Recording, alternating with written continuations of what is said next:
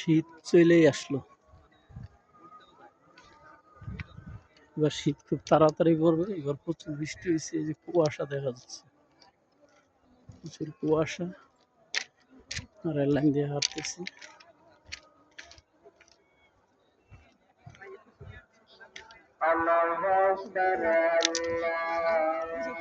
পৃথিবীর শ্রেষ্ঠ ধনী